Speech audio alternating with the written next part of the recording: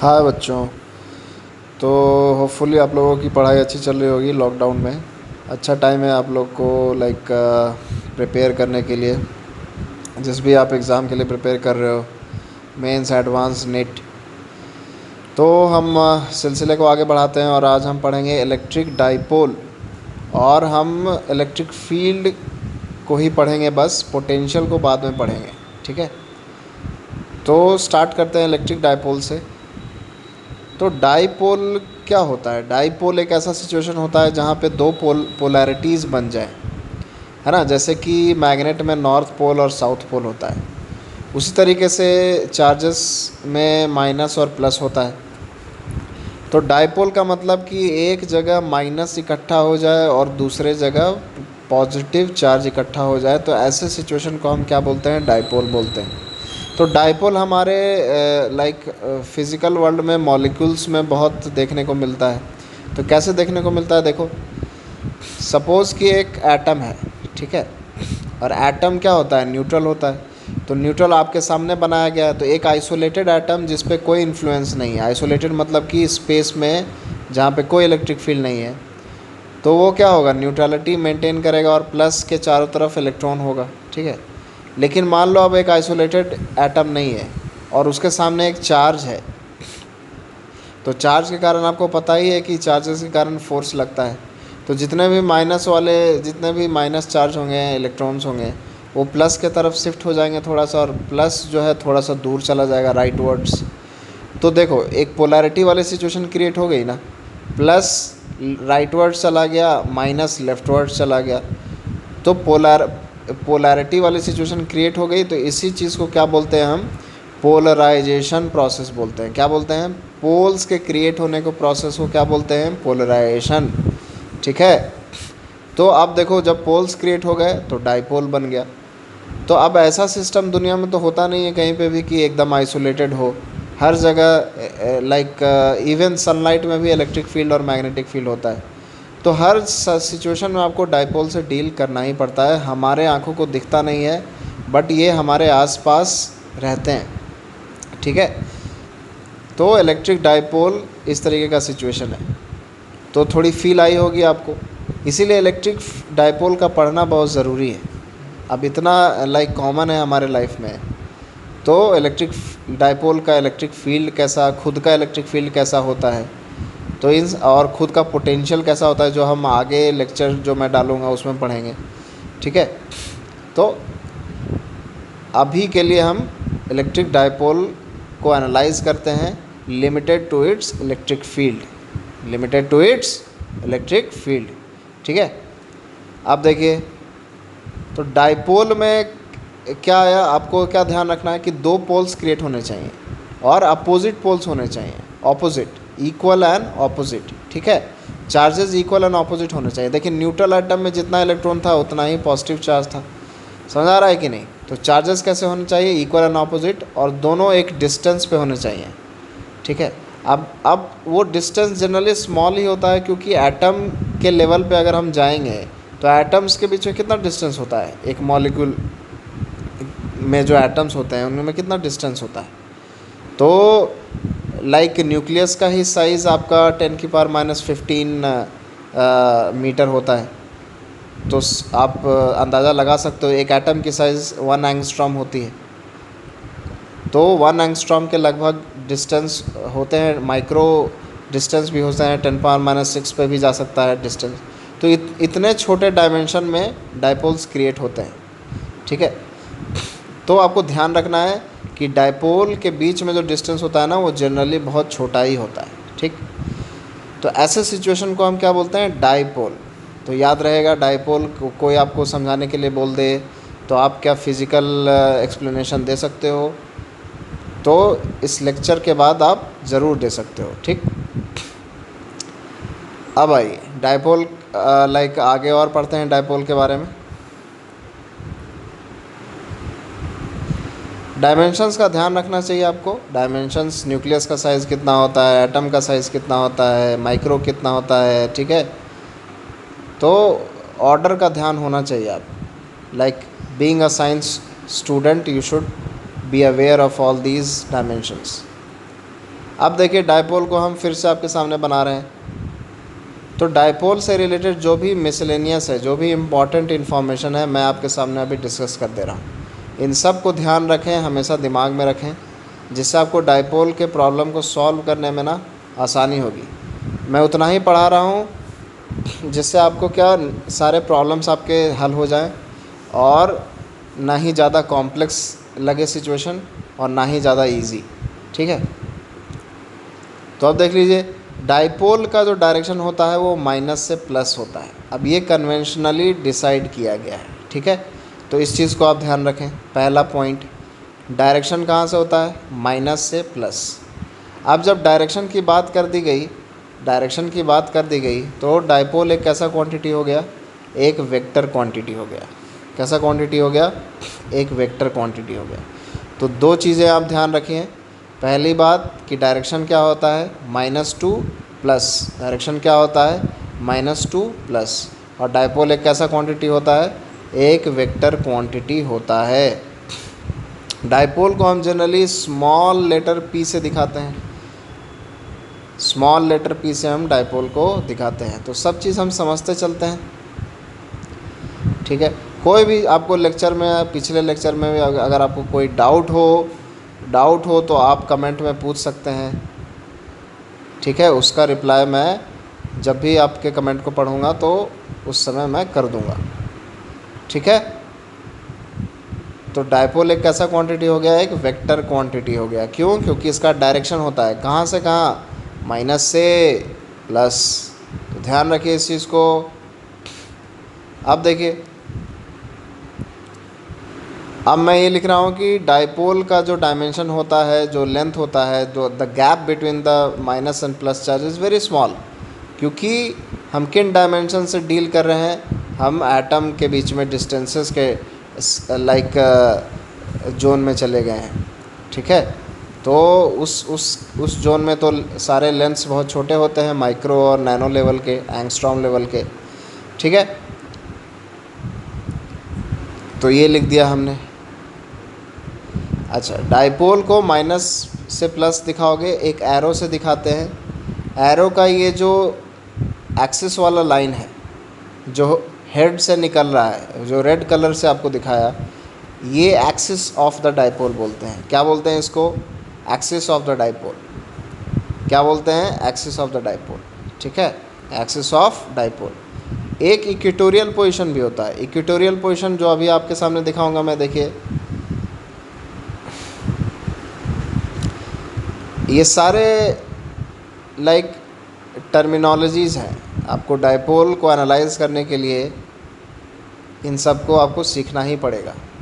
ये देखिए, ये जो लाइन परपेंडिकुलर आ गई डायपोल पे, ये कौन सा लाइन हो गया? इक्वेटोरियल लाइन हो गया। कौन सा हो गया? इक्वेटोरियल लाइन हो गया। इस पे कोई भी पॉइंट सिचुएटेड होगा तो उसको क्या बोलेंगे? Point on the equatorial position. क्या बोलेंगे? Point on the equatorial position. ध्यान रखिए। और ये क्या हो गया? Axis of dipole. Red colour में एक्सिस, ब्लैक कलर में इक्वेटोरियल पोजीशन। ठीक है, अब देखो हम आगे गाड़ी बढ़ाते हैं, इलेक्ट्रिक फील्ड को एनालाइज करते हैं, क्योंकि हम अभी इलेक्ट्रिक फील्ड पढ़ रहे हैं। अभी पिछले लेक्चर्स में हमने इलेक्ट्रिक फील्ड कंटिन्यूस बॉडीज़ का देख लिया। अब हम डायपोल का पढ़ेंगे। लाइक अगले लेक्चर में हम पोटेंशियल का कॉन्सेप्ट स्टार्ट करेंगे। तो आप स्टे ट्यून्ड। ठीक है, फॉलो करते रहें। अब देखिए, यहाँ पे इलेक्ट्रिक फील्ड निकाल रहा हूँ। कहाँ पे निकाल रहा हूँ? एक्सियल पॉइंट पे। कहाँ पे निकाल रहा हूँ? एक्सियल पॉइंट पे। एक्सिस अभी बता दिया मैंने कौन सा है। देखो मैंने ब्लू लाइन से यहाँ पे दिखा दी एक्सिस। उस पर मैं एक ए पॉइंट ले लूँगा, उस पॉइंट पे मैं इलेक्ट्रिक फील्ड निकालूँगा। इलेक्ट्रिक फील्ड, अब इलेक्ट्रिक फील्ड क्या होगा? It will be a superposition due to both the charges plus Q and minus Q. Plus Q and minus Q superposition बताया था आपको पिछले लेक्चर में। It's basically sum of the electric fields of multiple charges. जितने charge present हैं सब electric field में contribute करेंगे। इसी को एक हाई फाई नाम दे दिया है, सुपरपोजिशन। ठीक है, तो देखिए चार्जेस के बीच में जो मैंने गैप लिया है वो 2L का लिया है और L को बहुत छोटा मान लिया है। L is very small. अब मैंने बताया था कि जो चार्जेस के बीच में जो डायमेंशन होता है, जो लेंथ होता है, वो बहुत छोटा होता है, ठीक है। It's very small as compare to R, जहाँ पे आप इलेक्ट्रिक फील्ड एनालाइज कर रहे हो। तो प्लस क्यू के कारण इलेक्ट्रिक फील्ड क्या होगा बताओ। प्लस क्यू से ए पॉइंट के बीच में कितनी दूरी है, आर को हमने ओरिजिन से माप रहे हैं। ओरिजिन कहाँ पे मान लिया है हमने, देखो 0,0 जहाँ पे लिखा है वहाँ पे, ठीक है। तो Q से कितनी दूरी हो जाएगी, R माइनस एल। तो इलेक्ट्रिक फील्ड क्या हो जाएगा, KQ/R-L का होल स्क्वायर। अब देखो प्लस Q के कारण इलेक्ट्रिक फील्ड राइटवर्ड्स होगी, और माइनस Q जो पिंक से दिखा है वो इलेक्ट्रिक फील्ड लेफ्टवर्ड होगी। तो दोनों क्या हो जाएंगे, कैंसिल हो जाएंगे। यही मैं यहाँ पे दिखा रहा हूँ। तो कैंसिल हो जाएंगे तो सब्ट्रैक्ट हो जाएंगे सिंपली, ठीक है। तो देखो प्लस Q के कारण इलेक्ट्रिक फील्ड लिख दिया, माइनस Q के कारण इलेक्ट्रिक फील्ड लिख दिया, दोनों को घटा दिया, दोनों को घटा दिया। यहाँ पे आ रहा होगा समझ में आप लोगों को। कहीं भी ना समझ में आए, कहीं भी लगे कि जल्दी हो रहा है, तो आप वीडियो को पॉज करें, उस पर सोचें, फिर उसको देखें, रिपीट करें। जब तक समझ में ना आए आप इस प्रोसेस को कंटिन्यू रखें, ठीक है। तो देखो इलेक्ट्रिक फील्ड, अब देखो Q पास में है, ए पॉइंट के पास कौन सा है, माइनस क्यू की प्लस क्यू, माइनस क्यू की प्लस क्यू। तो प्लस क्यू पास में है, तो डोमिनेट कौन करेगा, माइनस क्यू की plus Q, obviously plus Q dominate करेगा, ठीक है। तो इलेक्ट्रिक फील्ड किधर आएगी, राइट की लेफ़्ट, राइट आएगी। इतना तो कॉमन सेंस है, अभी तक तो आपको समझ में आ गया होगा, चार्जेस को आप जान गए होंगे अच्छे से। तो KQ/R माइनस एल का whole square, R plus L का होल स्क्वायर, KQ को कॉमन ले लिया। अब हम अलजेब्रा करेंगे थोड़ा, देखो R माइनस एल और R प्लस एल को क्या ले सकते हैं, A-B A square minus B square का होल स्क्वायर, ठीक है। या ऐसे ना लिख के, डायरेक्ट ना लिख के, प्रोसेस स्टेप वाइज चलते हैं। एलसीएम क्या आ जाएगा, R माइनस एल का square into R plus L का स्क्वायर, R प्लस एल का स्क्वायर। देखो R माइनस एल ऊपर क्या आ जाएगा न्यूमरेटर में, R प्लस एल का square minus R minus L का स्क्वायर, ठीक है। अब सिंपली अलजेब्रा हो रहा है और कुछ नहीं, ये आप भी कर सकते हैं, कोई बड़ी बात नहीं है। A प्लस बी के होल स्क्वायर से आप खोल दीजिए, R स्क्वायर प्लस 2RL यहाँ पे आएगा, छोड़ दिया मैंने, इसको बाद में सही कर लेंगे। R square minus L square का होल स्क्वायर, ठीक है। देखो क्या क्या कट रहा है, R square cancel, L square cancel, क्या हो गया 2L R छोड़ दिया, 4RL ठीक है। R छोड़ दिया मैंने, इसको वापस से लिख दूंगा R square minus L square. अब एक चीज़ ध्यान देना, R जो है बहुत बड़ा है एज़ कम्पेयर टू L। तो क्या मैं एल स्क्वायर को R स्क्वायर से क्या के सामने नेगलेक्ट कर सकता हूँ as compare to R square. R खुद बड़ा है L से, और R स्क्वायर तो और बड़ा हो जाएगा, तो R, ठीक है ना। तो नीचे क्या बच जाएगा, R की पावर 4, नीचे क्या बच जाएगा, R की पावर 4, ठीक है। तो करते हैं इसको,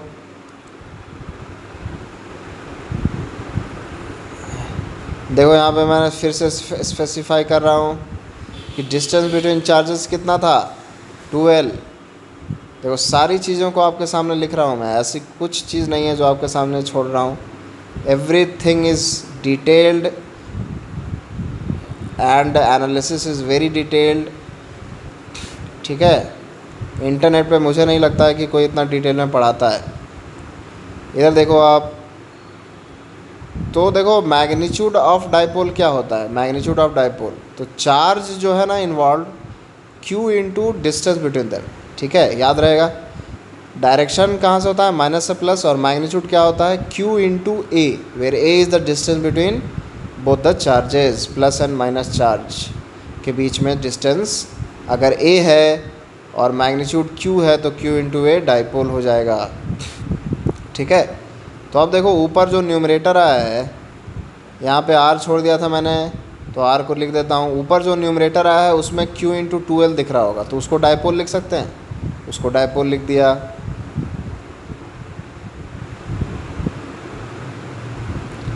उसको डाइपोल लिख दिया, ठीक है। तो 2kp अपॉन आर की पावर क्यूब आ जाएगा। तो ये फार्मूला बहुत इंपॉर्टेंट है। इक्वेटोरियल एक्सियल पॉइंट पे, किस पॉइंट पे, एक्सियल पॉइंट पे इलेक्ट्रिक फील्ड क्या होती है डायपोल के, 2kp अपॉन आर की पावर क्यूब। ठीक है। अब यहाँ पे देखो ये किस डायरेक्शन में है, तो ये राइट वर्ड्स था, तो राइट वर्ड्स तो ये पी वेक्टर को ही करस्पॉन्ड कर रहा है, पी वेक्टर के ही, डायपोल वेक्टर के ही पैरेलल है। तो मैं यूनिट वेक्टर डाल सकता हूँ in terms of dipole vector. तो यूनिट वेक्टर इनटू मैग्नीट्यूड क्या हो जाएगा, कंप्लीट वेक्टर, है कि नहीं। लेकिन आपको मैग्नीट्यूड वाला ही फार्मूला ध्यान में रखना है, इतना वेक्टर के फॉर्म में नहीं सोचना है। क्या फार्मूला आ गया, 2kp अपॉन आर क्यूब। ध्यान रखो, इसको मन में बिठा लो। ठीक है, जहाँ पे मैं जोड़ दे के पढ़ा रहा हूँ ना, समझ लीजिए बहुत इम्पॉर्टेंट है और अपने टाइम में मैंने यूज़ किया है। मैंने जब आईटी का प्रिपरेशन किया था तब सारे फार्मूलोस को याद किया था, तो मुझे अपना टाइम याद आ जाता है कि इस फार्मूले को याद करना ज़रूरी है। ठीक है, उसी हिसाब से मैं आपको भी बताता हूँ। ठीक है, तो 2kp अपॉन आर क्यूब, तो ये किस पॉइंट पे आ गया, एक्सियल पॉइंट पे। अब कौन सा पॉइंट बच गया, इक्वेटोरियल पॉइंट बच गया। तो चलो वहाँ पे भी हिसाब किताब बराबर कर लेते हैं। ठीक है, तो now electric field on the equatorial position. तो इक्वेटोरियल पोजीशन बताया था मैंने क्या होता है, जो एक्सियल पोजीशन के एक perpendicular line which is passing through the centre of the dipole. ठीक है, तो आप देखो बना दिया मैंने इस तरीके से। आप देखो ए पॉइंट पे कौन डोमिनेट करेगा, सोचो इसका आंसर कौन डोमिनेट करेगा, मन में सोच लेना आंसर। कोई डोमिनेट नहीं करेगा, क्योंकि माइनस क्यू भी उतनी ही दूरी पे प्लेस्ड है जितना प्लस क्यू प्लेस्ड है। तो इस चीज़ का एनालिसिस कॉमन सेंस से आना चाहिए आपको। अब देखिए क्यू से इलेक्ट्रिक फील्ड निकलेगा, माइनस क्यू पे जाएगा, तो इन दोनों का कॉम्पोनेंट आ सकता है। आप समझ रहे हो, थीटा एंगल डिफाइन कर दो। देखो थीटा एंगल नीचे डिफाइन कर दिया, ज्योमेट्री से थीटा थीटा निकल गया। एक तो ऑल्टरनेट इंटीरियर एंगल हो गया और एक करस्पॉन्डिंग एंगल हो गया। ठीक है, ये जो डिस्टेंस होगा पाइथागोरस से कितना हो जाएगा, R square plus L square. Again मैंने 2l डिस्टेंस ले लिया है। अब देखो ए पॉइंट का जो सिचुएशन है ना, उसको मैं दोबारा इनलार्ज करके नीचे बना रहा हूँ। ठीक है, ए पॉइंट के सिचुएशन को देखो, ए पॉइंट पे इलेक्ट्रिक फील्ड का जो सिचुएशन है उसको मैं दोबारा बना रहा हूँ। फिर से रिपीट कर रहा हूँ, ए पॉइंट पे जो इलेक्ट्रिक फील्ड का सिचुएशन है उसको मैं दोबारा बना रहा हूँ। ठीक है, सेपरेट बनाएंगे तो अच्छे से दिखेगा, कन्वीनियंट हो जाएगा, समझने में आसान हो जाएगी।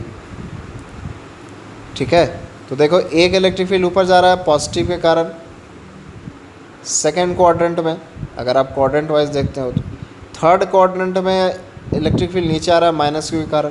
देखो इन दोनों का एक पिंक लाइन से दिखा दिया मैंने एक ऊपर वेक्टर जा रहा है और एक नीचे कंपोनेंट आएगा, तो दोनों component equal and opposite vector होंगे, तो कैंसिल हो जाएंगे। कैंसिल होंगे तो कितना इफेक्ट आएगा वर्टिकल डायरेक्शन में, ज़ीरो। कितना, ज़ीरो। ठीक है, अब इलेक्ट्रिक फील्ड का कंपोनेंट किधर आएगा आपका, हॉरिजॉन्टल डायरेक्शन में आएगा। तो ऊपर से ई कॉस थीटा, नीचे से भी ई कॉस थीटा, तो टोटल कितने हो जाएंगे, 2e कॉस थीटा। टोटल कितने हो जाएंगे, 2e कॉस थीटा। कंपोनेंट लेना तो आपको आता ही होगा, 11 से आप कंपोनेंट लेते आ रहे हो, अब कोई प्रॉब्लम नहीं होना चाहिए। एक वेक्टर का एक्सिस के अलॉन्ग कंपोनेंट, जिधर थीटा होता है उधर कॉस थीटा, उसके अपोजिट वाला साइन थीटा, तो 2e कॉस थीटा को ही जोड़ देना है सिंपली आपको। तो ई की जगह पे आप इलेक्ट्रिक फील्ड लिख दो, तो इलेक्ट्रिक फील्ड कितना होता है, एक पॉइंट चार्ज के कारण। रेडियल डिस्टेंस कितना है, under root R square plus L square है, तो के क्यू बाई आर स्क्वायर हो जाएगा। K Q by radial distance का स्क्वायर, और radial distance under root R square plus L square है, तो उसका स्क्वायर हो जाएगा, तो क्या हो जाएगा, R square plus L square बच जाएगा। कॉस थीटा की वैल्यू आप यहाँ पे लिख सकते हो बेस अपॉन हाइपोटेनियस, है ना। तो बेस अपॉन हाइपोटेनियस आप इस तरीके से लिख सकते हो, तो क्या हो गया, L upon under root R square plus L square. तो R square plus L square की पावर 1 है और R square plus L square की पावर हाफ है, क्या हो जाएगा, जोड़ के कितना हो जाएगा, 3/2, है ना। तो R square plus L square की पावर 3/2। अगेन आपको दिख रहा होगा, वो देखो ऊपर 12 इंटू क्यू है, तो 12 इंटू क्यू क्या होता था, 12 इंटू क्यू क्या होता था, याद करो, डाइपोल का मैग्नीट्यूड क्या होता था, डाइपोल का मैग्नीट्यूड। तो के पी अपॉन, अब देखो यहाँ से आर जो है एल के कंपैरिजन में बहुत बड़ा है, तो एल को आर के कंपैरिजन में नेगलेक्ट कर सकते हैं। नेगलेक्ट हम तभी करते हैं जब किसी से कंपेयर कर रहे हो। एब्सोल्यूट तो हर चीज़ इम्पॉर्टेंट होती है, ठीक है। तो आर के कंपैरिजन में एल बहुत छोटा है, तो आर बच गया यहाँ पे नीचे, तो क्या आ जाएगा, आर क्यूब बच जाएगा नीचे। तो एक और इम्पॉर्टेंट फार्मूला आपके सामने आ गया। इक्वेटोरियल पॉइंट पे, किसी भी पॉइंट पे, किसी भी लोकेशन पे जो इलेक्ट्रिक फील्ड की मैग्नीट्यूड होती है वो कितनी होती है, K P upon R cube. कितनी होती है, K P upon R cube, के पी अपॉन आर क्यूब। कहाँ पे, इन इक्वेटोरियल पोजीशन। बहुत इम्पॉर्टेंट है ये, आपके सामने दो इम्पॉर्टेंट फार्मूला आ गया। फिर मैं जोर दे के पढ़ा रहा हूँ यहाँ पे, मतलब ये बहुत इम्पॉर्टेंट होगा। अपने टाइम में मैंने बहुत याद किया था इसको, ठीक है। अब देखो, इन दोनों की मदद से मैं एक जनरल सिचुएशन का एनालाइज करूँगा, जनरल सिचुएशन को एनालाइज करूँगा, उसको उसमें इलेक्ट्रिक फील्ड निकालूँगा, ठीक है।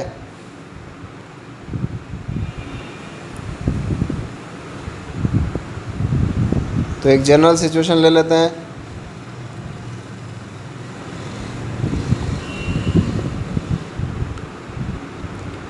देखो ये एक डायपोल है, डायपोल को हम एक एरो से दिखाते हैं। एरो का हेड जो है वो प्लस होता है, एरो का टेल जो है वो माइनस होता है।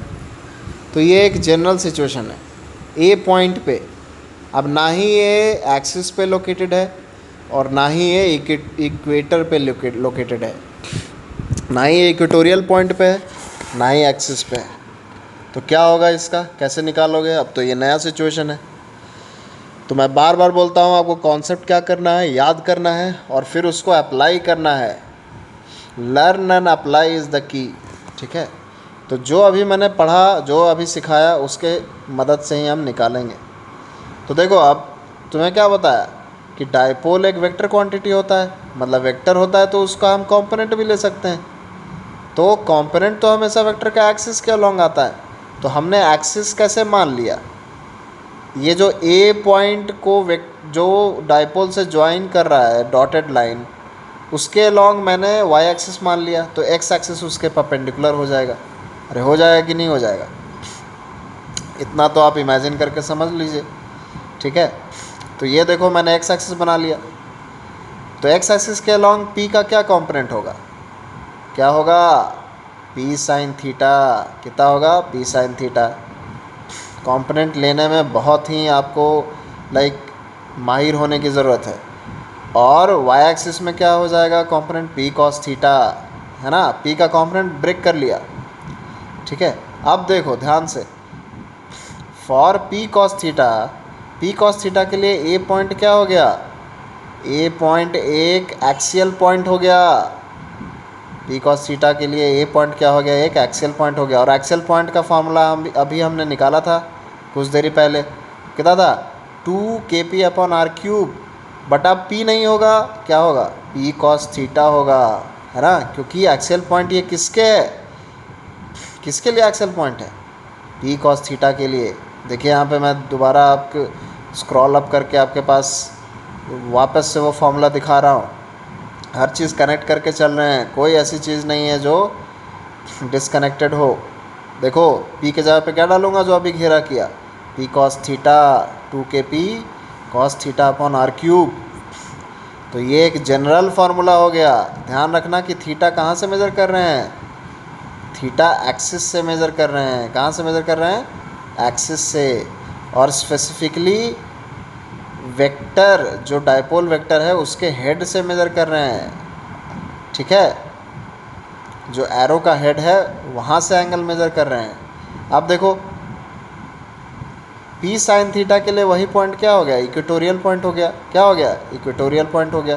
तो इक्वेटोरियल के हिसाब से लिख दिया, K P upon R cube आया था ना, याद आ रहा है, K P upon R cube. तो पी की जगह पे क्या डाल देंगे, P sine theta, K P sine theta upon R cube. ठीक है, तो एक जनरल फार्मूला डिराइव कर दिया आपके सामने, इसको भी याद कर लें। ज़ोर दे रहा हूँ मैं, एग्ज़ाम में आप डिराइव करने के लिए नहीं बैठोगे, टाइम सेव करो, एग्ज़ाम क्रैक करो। ठीक है, तो देखो इस वाले डायरेक्शन को जो E1 बोल रहा हूँ ना, इसको ER भी बोलते हैं, रेडियल इलेक्ट्रिक फील्ड। और जिसको E2 बोल रहा हूँ ना, इसको like a direction perpendicular to the radial direction, तो इसको कभी कभी ई थीटा से भी डिनोट करते हैं। ठीक है, तो E2 की वैल्यू निकाल ली हमने, K P sine theta upon R cube, और E1 की वैल्यू भी निकाल ली हमने, 2 K P cos theta upon R cube. ठीक है, देखो दोबारा मैं सिचुएशन को समझा दे रहा हूँ। पी साइन थीटा के लिए ए क्या हो गया, इक्वेटोरियल पॉइंट हो गया। तो इक्वेटोरियल पॉइंट पे इलेक्ट्रिक फील्ड किधर आती थी, आप डेरिवेशन याद करिए। वर्टिकल कंपोनेंट्स कट जाते थे और हॉरिजॉन्टल कंपोनेंट बच जाता था। देखो यहाँ पे वापस बता रहा हूँ, है कि नहीं। देखो ये इलेक्ट्रिक फील्ड निकला माइनस क्यू से, और ये इलेक्ट्रिक फील्ड निकला प्लस क्यू से। दोनों का कंपोनेंट इधर आ गया लेफ्ट वर्ड्स हॉरिजॉन्टली, दोनों जुड़ गए, है ना। तो बिल्कुल इक्वेटोरियल पोजीशन पे एग्जैक्टली यही सिचुएशन बना। ठीक, और एक्सियल वाला देख लो। अब एक्सियल वाला किसका था, पी कॉस थीटा के लिए एक्सियल था, तो पी कॉस थीटा। ठीक है, अब देखो यहाँ पे इसके लिए एक्सियल पॉइंट है ना, तो 2 K P cos theta upon R cube हो जाएगा, 2 K P cos theta upon R cube. ठीक है, 2 K P cos theta upon R cube. Very good, तो आगे चलते हैं, काफ़ी कुछ समझ लिया है हमने। अब मैं पूछूं कि नेट क्या होगा, नेट क्या होगा, what is the net electric field at point A. तो ये तो आप बहुत लाइक 11th क्लास से करते आ रहे हो। दो वेक्टर का नेट निकालना क्या इतना डिफ़िकल्ट होता है क्या, दो वेक्टर का नेट निकालना इतना डिफ़िकल्ट तो नहीं होता है। ये दोनों वेक्टर एक दूसरे के परपेंडिकुलर हैं, तो under root A square plus B square, under root A square plus B square. ठीक है, अब देखो एक सिचुएशन ले रहा हूँ मैं यहाँ पे, डायपोल बना लिया माइनस से प्लस। देखो एक ध्यान में रखो कि प्लस के पास हेड होता है, एरो का हेड प्लस के पास होता है। तो अब देखो E1 को लिख दिया मैंने 2 K P cos theta upon R cube, E2 को लिख दिया K P sine theta upon R cube. जो निकाला आपके सामने सब आपके सामने डिनोट कर दिया। ठीक है, दोनों के बीच एंगल कितना होगा, 90 डिग्री। एक ER में है और एक E थीटा में है कि नहीं, रेडियल डायरेक्शन में है, और एक perpendicular to the radial direction. Radial direction वो होता है जो डायपोल के सेंटर से एक लाइन निकलती है। ठीक है, रेडियस की तरह, है ना, जैसे सर्कल में एक सेंटर से एक लाइन निकलती है, जिसको अगर 360 घुमा दो तो सर्कल बन जाएगा। उसी तरीके से डायपोल के सेंटर से जो लाइन निकल रही है उसको क्या बोलेंगे, रेडियल डायरेक्शन बोलेंगे। ठीक है, अब तो नेट क्या हो जाएगा, नेट की बात कर रहा था मैं, E1 square plus E2 square. अब यहाँ पे भी लगा दो अलजेब्रा, ट्रिग्नोमेट्रिक अलजेब्रा। ठीक है, सॉल्व कर लो, स्क्वायर कर दो, कॉमन ले लो, बाहर निकाल लो, जो फाइनल फार्मूला आएगा उसको रट लो। ठीक है, सिंपल सा हिसाब किताब है एग्ज़ाम क्रैक करने का। ठीक है, यहाँ से देखिए मैं क्या कर रहा हूँ, के स्क्वायर और पी स्क्वायर आर की पावर 6 को कॉमन ले लिया, K square P square by R की पावर 6 को कॉमन ले लिया।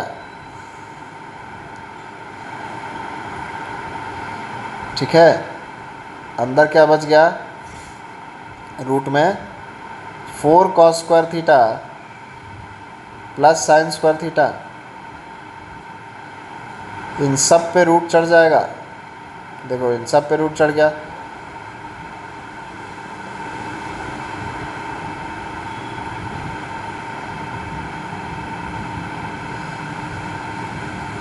अब देखो के स्क्वायर पी स्क्वायर रूट के बाहर आ जाएगा, आर क्यूब बाहर आ जाएगा, क्योंकि आर 6 को 3 इंटू 2 लिख सकते हैं। ठीक है, तो मतलब क्यूब का स्क्वायर है तो आर क्यूब बाहर आ जाएगा। अंदर एक कॉस स्क्वायर थीटा को साइन स्क्वायर थीटा से एडजस्ट कर सकते हो, तो कितना आ जाएगा, 1+3 cos² थीटा। तो ये नेट की वैल्यू होती है, इसको भी आप रट लें। ठीक है, जितना फार्मूला याद रहेगा कॉन्सेप्ट के साथ उतना ही बेहतर। ठीक, तो होपफुली आप लोग को समझ में आ रहा होगा। यहाँ तक क्लियर कर दिया मैंने सारा कुछ। देखो एंगल भी निकाल सकते हो तुम वेक्टर रिजल्टेंट का ER के साथ, रेडियल वाला जो इलेक्ट्रिक फील्ड है उसके साथ एंगल। उस तरीके से जो रेडियल के परपेंडिकुलर डायरेक्शन में इलेक्ट्रिक फील्ड है उसका रिजल्टेंट के साथ एंगल निकाल सकते हो कि नहीं, tan थीटा की मदद से, है ना। तो अब चीज़ें वेक्टर पे आ गई हैं, तो आपकी वेक्टर जितनी तगड़ी रहेगी, जितनी अच्छी रहेगी, आप उतना ही अच्छा से एनालाइज कर सकते हो। ठीक है, बाकी सारी चीज़ें मैं आपको यहाँ पे रिमाइंड करवा दे रहा हूँ। तो अब देखो पॉइंट्स टू रिमेंबर क्या क्या हैं। अभी तक जो हमने किया उसमें आपको क्रक्स, निचोड़ क्या निकल के आया है, इट्स लाइक समरी क्या है। तो एक्सिस क्या होता है, इक्वेटर क्या होता है, ये आपको पता होना चाहिए। डायरेक्शन क्या होता है, माइनस से प्लस होता है, ये आपको पता होना चाहिए। थीटा कहाँ से मेज़र कर रहे हैं, देखो थीटा हम हमेशा हेड से ले रहे हैं, एरो के हेड से। ठीक है, और हेड पे प्लस होता है। ठीक है, माइनस से प्लस डायरेक्शन डाइपोल का। ठीक है, ER जो मैंने बताया ऑलरेडी बता दिया था अभी कुछ देरी पहले। तो ER जो है रेडियल डायरेक्शन में है, उसके परपेंडिकुलर डायरेक्शन को E थीटा बोलते हैं। ठीक है, तो ER की वैल्यू आपके सामने आ गई जनरल सिचुएशन में 2kp cos theta upon r³। और E थीटा की वैल्यू क्या आ गई थी, रिपीट करिए मेरे साथ साथ, क्या आ गई थी, kp sin theta upon r³। kp sin theta upon r³, kp sin theta upon r³। ठीक है, ई नेट का वैल्यू क्या आया था, kp upon r³, 1+3 cos² theta, 1+3 cos² theta. तो अभी तक का क्रक्स समरी यही है। अगर ये आपको आता है समझ में भी और फॉर्मूले भी याद हैं तो आपको कोई टेंशन नहीं है। अब देखिए, अब जो है हम डायरेक्शन की बात करेंगे, है ना। इलेक्ट्रिक फील्ड रेडियली आउटवर्ड जाएगा या डाइपोल के सेंटर की तरफ आएगा। ठीक है, डायरेक्शन कैसे एनालाइज करें, तो मल्टीपल केसेस देख लेते हैं। अब देखो लग माइनस प्लस है, अब ए पॉइंट है, ए पॉइंट पे तुम्हें इलेक्ट्रिक फील्ड निकालना है, तो तुम तो फार्मूला निकाल दोगे। ठीक है, इन जनरल मैग्नीट्यूड निकाल लोगे फार्मूले में थीटा डाल के। ठीक है, थीटा भी आपको पता है कहाँ से लेना है, डाइपोल के हेड से, एरो के हेड से। ठीक है, तो देखो डायरेक्शन एनालाइज करने के लिए तुम्हें क्या करना पड़ेगा, ए को जहाँ जिस पॉइंट पे तुम इलेक्ट्रिक फील्ड को एनालाइज करना चाहते हो, इलेक्ट्रिक फील्ड को देखना चाहते हो, समझना चाहते हो, उस पॉइंट को तुम डाइपोल के सेंटर से ज्वाइन कर दो। ठीक है, सेंटर जहाँ पे ओरिजिन लिया था, डेरिवेशन याद रखना। ठीक है, डेरिवेशन को अपने दिमाग में रखना। ठीक, तो ए पॉइंट को आप सेंटर ऑफ द डाइपोल से ज्वाइन कर दो, ओरिजिन से ज्वाइन कर दो, और फिर प्लस और माइनस का इलेक्ट्रिक फील्ड बना दो। प्लस से निकालो, माइनस पे डालो। ठीक है, प्लस से निकालो, माइनस पे डालो। समझ आ रहा है कि नहीं। अब देखो डोमिनेट कौन करेगा ये देखना, तो जिसके पास वो पॉइंट होगा वो डोमिनेट करेगा, है कि नहीं। KQ/R², R छोटा हो गया तो वो डोमिनेट करने लगेगा ना। तो ये कोई नई बात तो बता नहीं रहा हूँ। तो यहाँ पे कौन डोमिनेट करेगा, प्लस डोमिनेट करेगा। तो प्लस देखो लिख दिया मैंने। अब जितने भी इलेक्ट्रिक फील्ड तुमने बनाए हैं सबका कंपोनेंट ले लो उस लाइन के अलोंग जो उस पॉइंट को और सेंटर ऑफ द डाइपोल को या ओरिजिन ऑफ द जहाँ पे तुमने ओरिजिन लिया है उसको ज्वाइन कर रहा है, उसके अलोंग कंपोनेंट ले लो। ठीक है, तो अब देखो जो प्लस का जो इलेक्ट्रिक फील्ड है उसका कंपोनेंट ऊपर की तरफ आएगा और प्लस डोमिनेट कर रहा है, तो ऊपर की तरफ कैंसिल होके बच जाएगा। ठीक है, और फिर एक कंपोनेंट इधर आ जाएगा ई थीटा में। तो आपको डायरेक्शन सेंस मिल गया है। ER बाहर की तरफ होगा रेडियली आउटवर्ड, और ई थीटा उसके क्या होगा, लेफ़्ट होगा। तो राइट हैंड रूल फॉलो कर रहा है। ठीक है, अब देखो एक और केस ले लेते हैं। यहाँ पे सेंटर से ज्वाइन कर दिया जहाँ पे तुमने ओरिजिन लिया है। ठीक है, डेरिवेशन को ध्यान रखें, माइनस के पास है पॉइंट ए, तो कौन डोमिनेट करेगा। वीडियो पॉज करो और खुद से पहले समझ लो कि ऐसा होना चाहिए, फिर मेरे आंसर से मैच कर लेना, ठीक है। तो तुम्हें तगड़ा तगड़ा फील आ जाएगा, ठीक। देखो टेक कंपोनेंट्स मैं लिख भी दे रहा हूँ, जो मैंने अभी बताया वो सारा कुछ लिख दे रहा हूँ तुम्हारे सामने। Take component along this line, तो माइनस के कारण जो इलेक्ट्रिक फील्ड होगा उसका कंपोनेंट किधर आएगा, नीचे की तरफ रेडियली इनवर्ड, और जो प्लस के कारण कंपोनेंट होगा वो रेडियली आउटवर्ड आएगा। तो किधर बचेगा, आउटवर्ड बचेगा कि इनवर्ड बचेगा, इनवर्ड बचेगा, क्योंकि माइनस डोमिनेट कर रहा है। और वो क्यों डोमिनेट कर रहा है, क्योंकि जो पॉइंट है जहाँ पे इलेक्ट्रिक फील्ड आप एनालाइज कर रहे हो वो माइनस के करीब है, तो एक इनवर्ड आ गया और बाकी दो कंपोनेंट जुड़ गए। तो देखो कैसा सीन बन गया, ई आर रेडियली इनवर्ड है और ई थीटा लेफ़्ट साइड में है, ठीक है। तो इसका भी इलेक्ट्रिक फील्ड आ गया। देखो दो दो टिक मार दिया, मतलब ये दोनों इलेक्ट्रिक फील्ड का डायरेक्शन है, ठीक है। और बाकी तुम मैग्नीट्यूड तो निकालना जानते ही हो फॉर्मूले से, ठीक। एक और सिचुएशन लेते हैं, देखो यहाँ पे माइनस प्लस,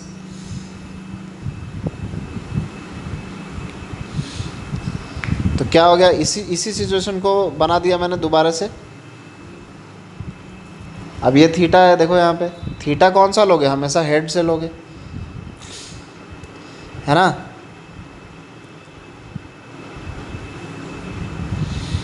चलो एक और सिचुएशन, अब मान लो कि पॉइंट ए कुछ इधर है, फोर्थ क्वाड्रेंट में, लाइक थर्ड क्वाड्रेंट में है ना ये, ठीक है।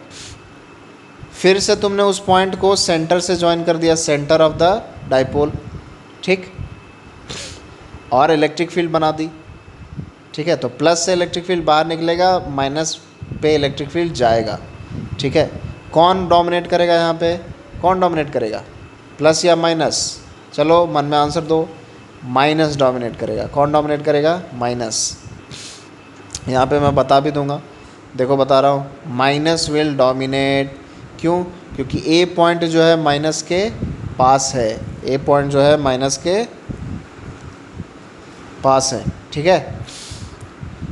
अब देखो तो माइनस के कारण इलेक्ट्रिक फील्ड का कंपोनेंट किधर आएगा, रेडियली इनवर्ड, ठीक है। तो वही कंपोनेंट बच जाएगा और बाकी दो कंपोनेंट्स ई थीटा में जुड़ जाएंगे। तो देखो डायरेक्शन आ गया तुम्हारे सामने, ई आर और ई थीटा, ठीक है। एंगल कौन सा लोगे, हमेशा हेड से लोगे, तो या तो तुम थीटा ले लो ये वाला, या 2 पाई माइनस थीटा ले सकते हो, 2 पाई माइनस थीटा ले सकते हो, समझे। अब ये आगे मैं समझा दूंगा, ठीक है। बाकी देखो एंगल हेड से ही आ रहा है। चलो इस सिचुएशन बनाओ, आप फोर्थ क्वाड्रेंट में आ गए, तो अब कौन डोमिनेट करेगा, अब प्लस डोमिनेट करेगा। अगेन मुझे कंपोनेंट इलेक्ट्रिक फील्ड के किधर ले लें, on the line joining the point and the centre of the dipole, ठीक है। तो देखो प्लस के कारण इलेक्ट्रिक फील्ड निकलेगा, माइनस पे जाएगा, तो किधर है, प्लस के इलेक्ट्रिक फील्ड का कंपोनेंट रेडियली आउटवर्ड आएगा, तो वही बच जाएगा क्योंकि वो पास है, वो डोमिनेट करेगा।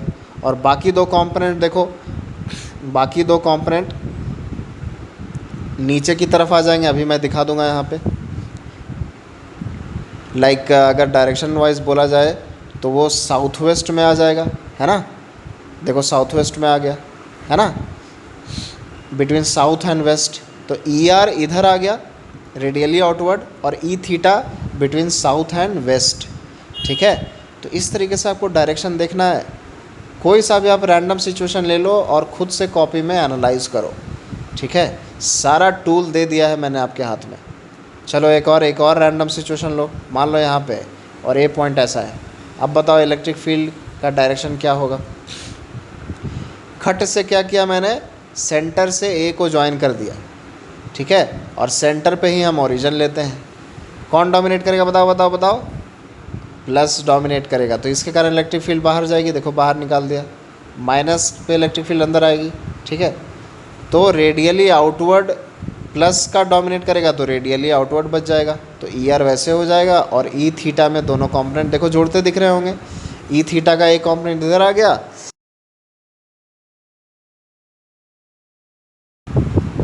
अब चलो एक और रैंडम सिचुएशन लेते हैं। तो इस तरीके से तुम खुद प्रैक्टिस कर सकते हो, ठीक है।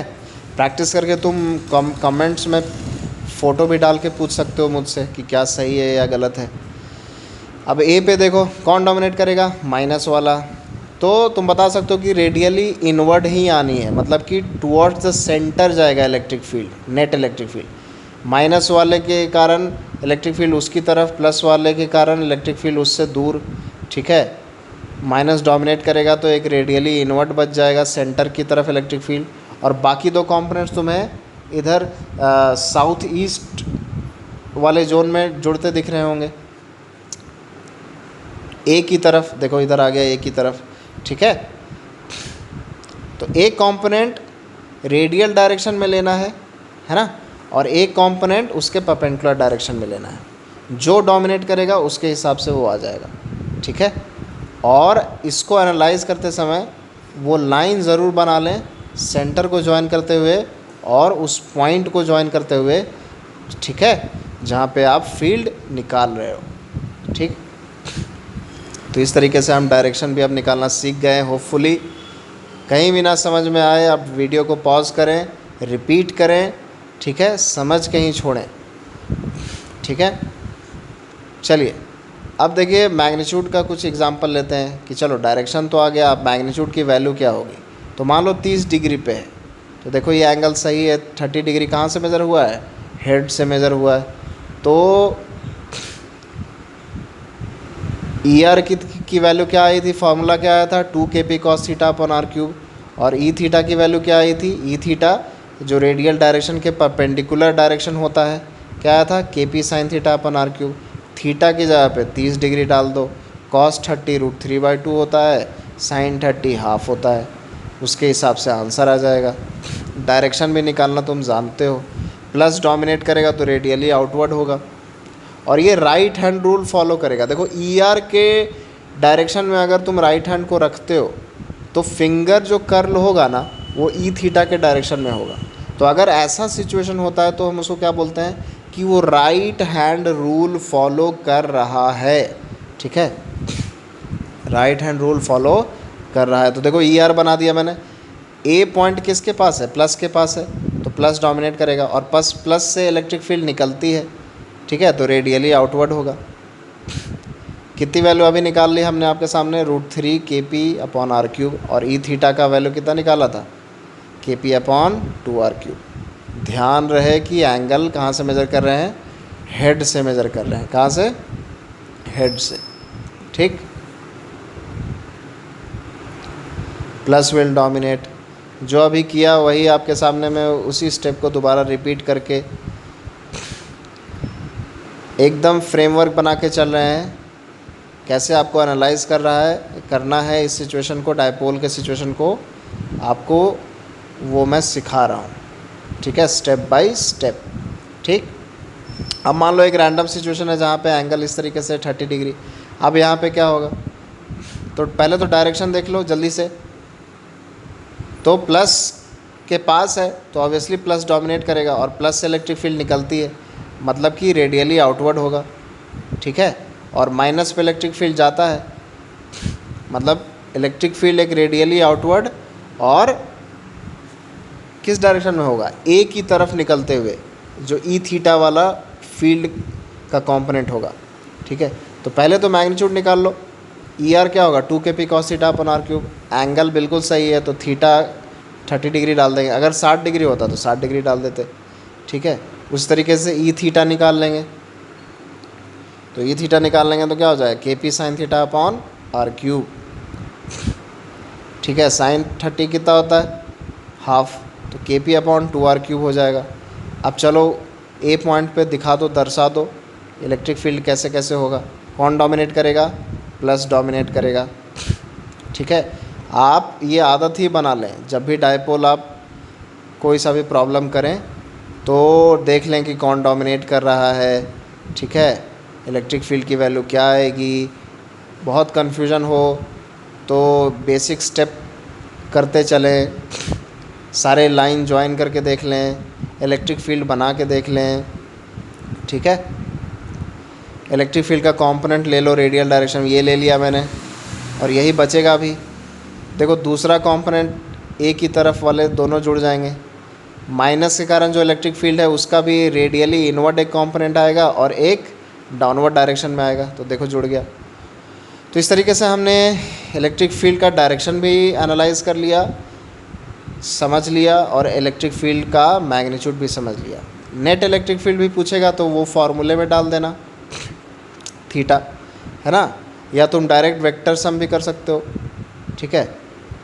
कंपोनेंट्स के साथ रिजल्टेंट का एंगल पूछेगा तो वो भी बता सकते हो, ठीक। अब देखो यहाँ पे सिचुएशन एंगल जो है 30 डिग्री के बजाय हम 2 पाई माइनस 30 भी लिख सकते थे, है कि नहीं। तो देखो सेम ही रिजल्ट आ रहा है, सेम ही रिजल्ट आ रहा है।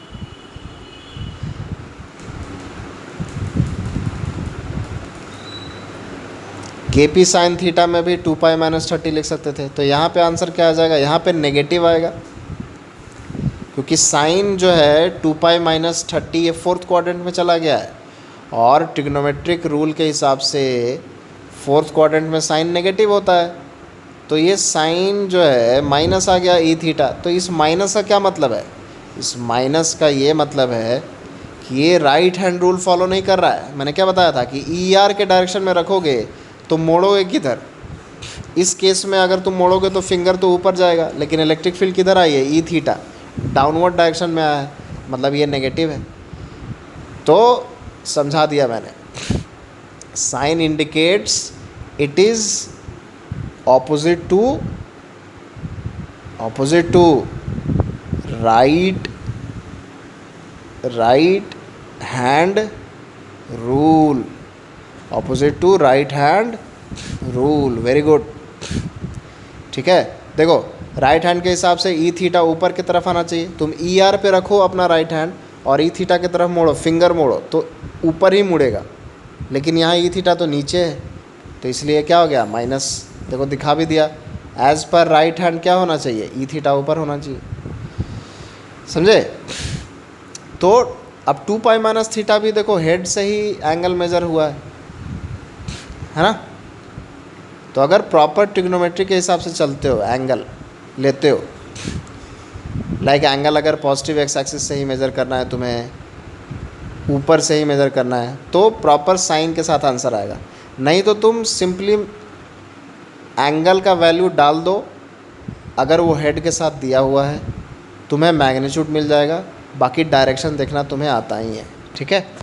तो कॉम्प्लेक्स नहीं करते हैं सिचुएशन को, बस ये ध्यान रखना कि एंगल हेड के साथ होना चाहिए। अब ये देखो एंगल हेड के साथ नहीं है, एंगल हेड के साथ नहीं है, तो कौन सा एंगल लेंगे, 30 लेंगे या 150 लेंगे, कौन सा लेंगे, कौन सा लेंगे, वीडियो पॉज करिए और सोचिए।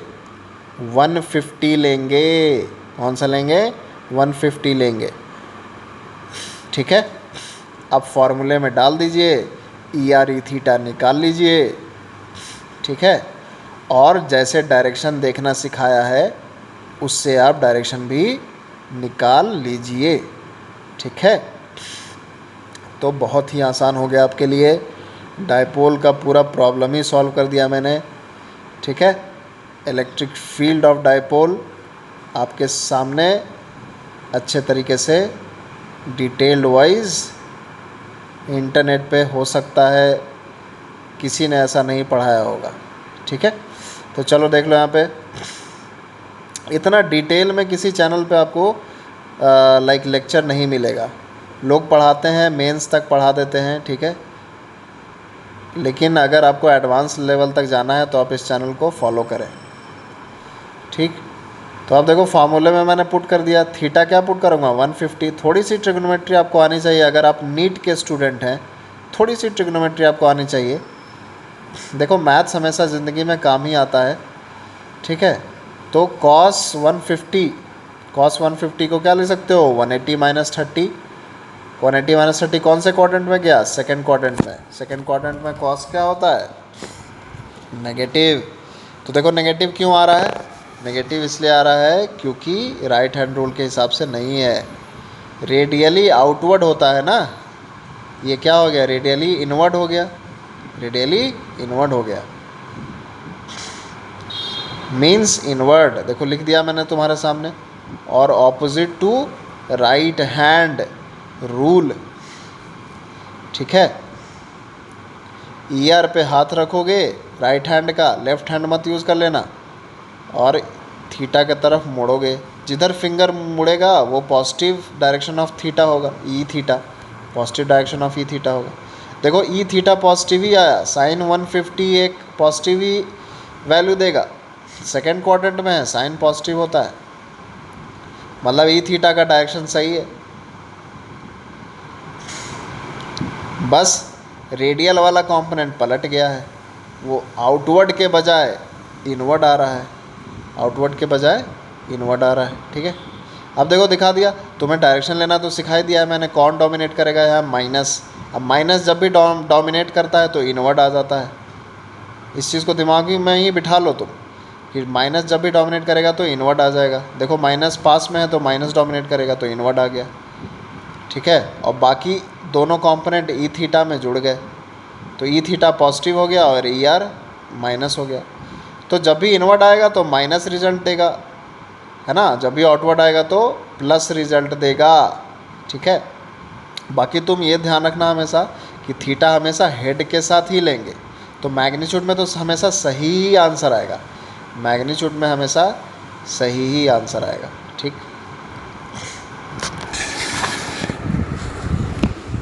तो इस तरीके से इस प्रॉब्लम को भी सॉल्व कर लिया हमने।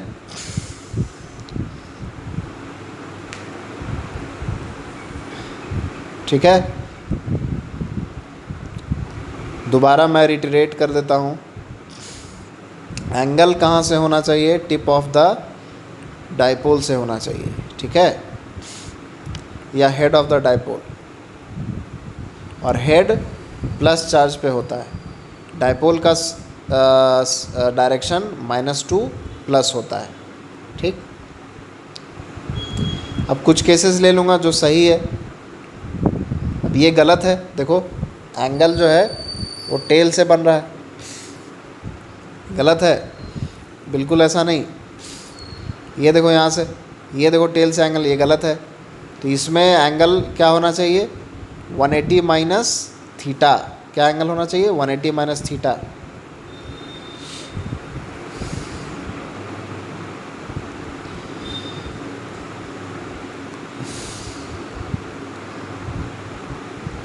या तुम 2 पाई माइनस थीटा, तो पाई प्लस थीटा भी ले सकते हो तुम, पाई प्लस थीटा भी एंगल ले सकते हो, ठीक है। अब देखो ये सही है, इसमें ER2 के P cos theta upon R cube में थीटा ये डाल सकते हो, ये भी डाल सकते हो, मैग्नीट्यूड में सेम ही आंसर आएगा, ठीक है। डायरेक्शन तुम जैसे सिखाया है वैसे देख लेना, ठीक है, माइनस प्लस चक्कर में मत पड़ना, ठीक। बस रेडियली इनवर्ड आ रहा है तो माइनस हो जाएगा, राइट हैंड रूल के हिसाब से नहीं है, ठीक है। राइट हैंड रूल को तुम रख के देख सकते हो, राइट हैंड को रख के देख सकते हो, जिधर फिंगर मुड़ेगा राइट हैंड का वो ई थीटा का पॉजिटिव डायरेक्शन होगा, और रेडियली आउटवर्ड डायरेक्शन को पॉजिटिव मान लिया है, ठीक। अब जैसे यहाँ पे थीटा एंगल तुमने लिया तो ये इक्वेटर लाइन के साथ है थीटा एंगल, तो ये नहीं लेना है, एंगल किसके साथ लेना है, हमेशा एक्सियल लाइन के एक्सिस के लॉन्ग लेना है आपको, ठीक है। तो 90 माइनस थीटा यूज़ करेंगे, ठीक है। तो इस तरीके से हमने डायपोल का इलेक्ट्रिक फील्ड देख लिया है, मुझे नहीं लगता है कि कुछ पॉइंट्स बाकी हैं। अब डायपोल पे कुछ मिसलेनियस देख लेते हैं। यहाँ पे देखिए एक सिंपल सा सवाल, डायपोल एक वेक्टर क्वांटिटी है, तो अगर -2q कॉर्नर पे रखा हुआ है, ओरिजिन पे रखा हुआ है, और एक q y एक्सिस में है, एक q x एक्सिस में है, तो नेट डायपोल अगर इस सिस्टम का पूछा जाए तो कैसे निकालोगे। तो देखो -2q को -q की तरह पढ़ सकते हैं, एक -q को x एक्सिस पे जो चार्ज है उसके साथ मिला दो, दूसरे -q को y एक्सिस पे जो चार्ज है उसके साथ मिला दो, दो डायपोल दिख गए तुम्हें, दो वेक्टर दिख गए तुम्हें, दोनों को वेक्टोरियली ऐड कर दो, सिंपल सी बात है। डायपोल का मैग्नीट्यूड क्या होता है, q इंटू एल, चार्ज का magnitude into distance between the charges, Q into L का नेट मैग्नीट्यूड क्या हो जाएगा, √2 into Q L. Vector sum कर दिया, √2 इंटू क्यू एल। तो इस तरीके से हमने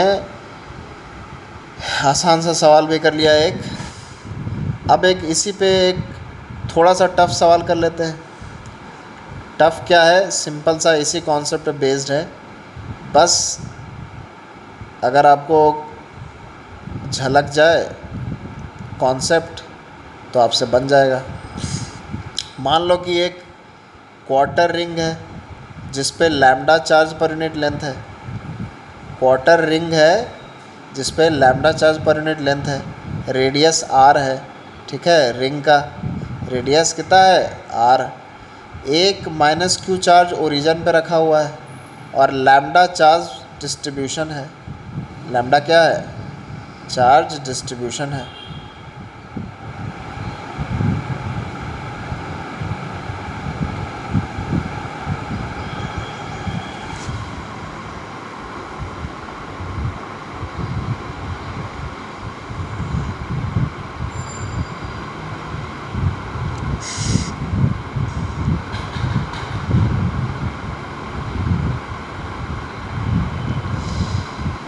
जो रिंग पे चार्ज है उसकी टोटल वैल्यू भी क्या हो जाएगी, क्यू ही हो जाएगी। ये भी क्वेश्चन में दिया हुआ है। जैसे लैम्डा इंटू अगर तुम πr/2 करोगे, लैम्डा इंटू πr/2, तो उसकी वैल्यू क्यू ही आएगी, है ना। ये वैल्यू भी ये इन्फॉर्मेशन भी क्वेश्चन में दिया हुआ है, ठीक। अब देखो इसमें डायपोल देख पा रहे हो कि नहीं, ये -q है ओरिजिन वाला और रिंग पे प्लस चार्ज डिस्ट्रीब्यूटेड है जिसका टोटल वैल्यू q के बराबर ही है, लेकिन वो डिस्ट्रीब्यूटेड है।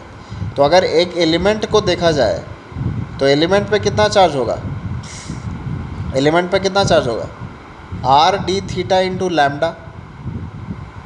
तो इस -q जो ओरिजिन पे रखा हुआ है इसको भी हम कई छोटे एलिमेंटल चार्ज से बना हुआ मान सकते हैं, कई छोटे एलिमेंटल चार्ज से बना हुआ मान सकते हैं, है कि नहीं। तो वो एलिमेंटल चार्ज और जो रिंग पे एलिमेंटल चार्ज है दोनों मिला के एक डायपोल बन जाएगा कि नहीं बन जाएगा।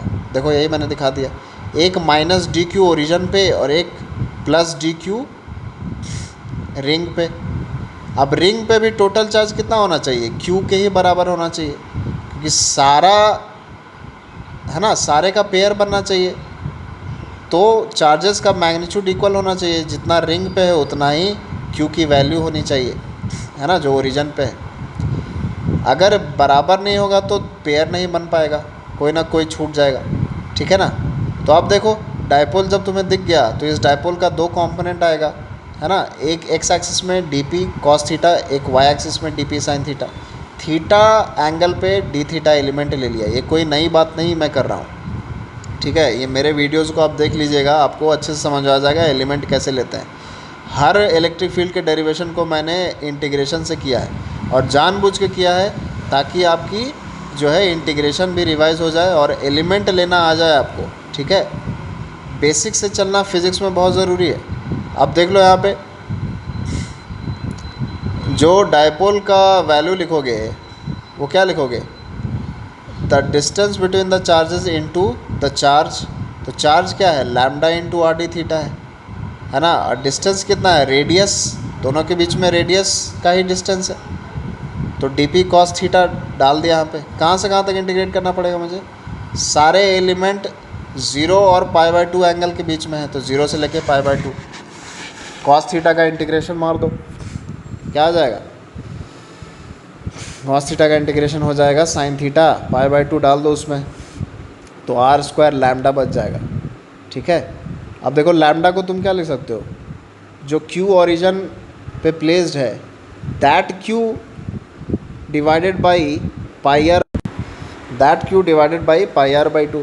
क्योंकि टोटल चार्ज रिंग पे उतनी ही है जितना ओरिजिन पे प्लेस्ड है, ठीक है। अब देखो वर्टिकल कंपोनेंट का dp sin थीटा जोड़ दिया तो 0 से पाई बाय 2 साइन थीटा का इंटीग्रेशन क्या होता है, माइनस कॉस थीटा। ठीक है, अगेन हमने डी पी का वैल्यू लिख दिया वहाँ पे, R D theta into lambda, ठीक है, इंटू आर, उसका भी साइन थीटा कॉम्पोनेंट जोड़ना है हमें। तो साइन थीटा का इंटीग्रेशन कितना हो जाता है, minus cos theta. Pi by 2 डाल दिया, पहला टर्म तो 0 हो जाएगा, दूसरा टर्म कॉस 0 1 हो जाएगा, तो आर स्क्वायर लैम्डा। तो अब दो वेक्टर मिल गए फाइनली, सारे कंपोनेंट्स को जोड़ दिया हमने, हॉरिजॉन्टल और वर्टिकल कंपोनेंट को। ठीक है, दोनों का नेट वेक्टर कितना हो जाएगा। हाँ, तो लैम्डा को क्या लिख सकते हो, Q by pi R by 2। ठीक है, क्योंकि charge distribution per unit length है, तो Q by pi R by 2, और क्यू जो चार्ज एट द सेंटर है, ओरिजिन है।